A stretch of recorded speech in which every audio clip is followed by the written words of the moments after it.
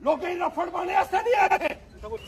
Militant आते थे बंब फाड़िए जंदे, मिलिटेंट बंब फाड़ा दे और तो उसने चापलूसी करा दे माए उसे गवर्नर की ड्यूटी लगे दी है। लोग भी तो रफड़ पाए था इतने, सारी दुनिया ही पाए था उसे। सारा उधमपुर बंद करो। मिलिटेंट आते थे बंब फोड़ दे, उसने नहीं होता लोग मरी है साढ़े पिछले हफ्ते, उसने तो सुते थे पुलिस वाले हार्ड पे बदमाशी करा दे।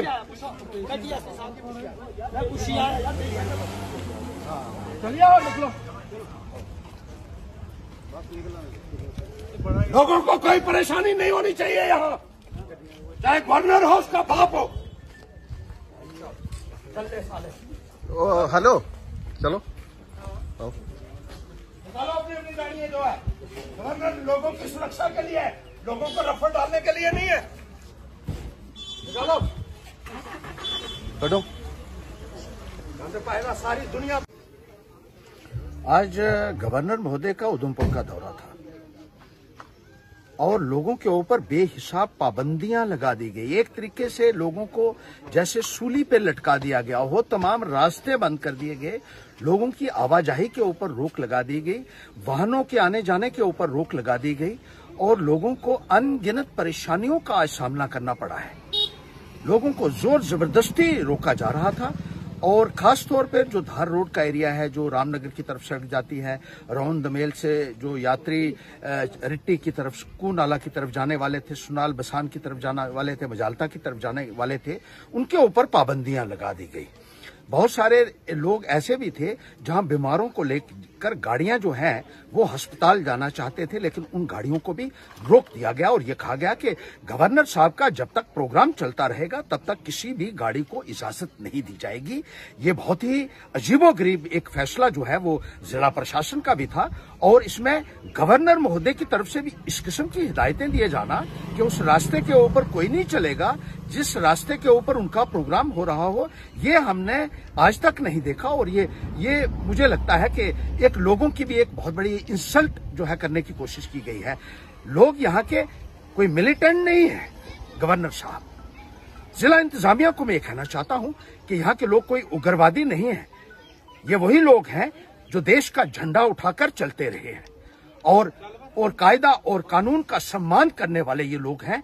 और अगर इनकी मूवमेंट के ऊपर भी, फ्रीडम ऑफ मूवमेंट के ऊपर भी आपने इस तरीके से रिस्ट्रिक्शंस लगाई कि कल से ही इन रास्तों के ऊपर आपने पाबंदियां लगा दी, बहुत सारे बीमार लोग जो थे वो अस्पतालों में नहीं पहुंच सके। जब हम आए तो हमने ये देखा कि इन तमाम गाड़ियों को वहां रोका जा रहा है जोर जबरदस्ती के साथ और कुछ बीमार लोग थे जो दुहाई दे रहे थे कि हमें जाने दीजिए, लेकिन उनके ऊपर भी रोक लगाई गई। ये किस किस्म के फैसले यहाँ लिए जा रहे हैं और किस तरीके से प्रशासन को यहाँ चलाने की कोशिश की जा रही है। लोगों को असुविधा देना ये प्रशासन का काम नहीं है, सुविधाएं देनी चाहिए। और जिस तरीके से रिस्ट्रिक्शंस आज लोगों के ऊपर इम्पोज की गई थी, लोगों की कोई सुनवाई वहां हमने देखा कि नहीं हो रही थी और लोगों को जोर जबरदस्ती से डरा धमकाकर जो है उनकी गाड़ियां रोकी जा रही थी और उनके ऊपर इस तरीके का जो है रवैया अख्तियार करना और उनको मिलिटेंट्स की तरह ट्रीट करना, उनको उग्रवादियों की तरह ट्रीट करना, ये सरासर गलत है।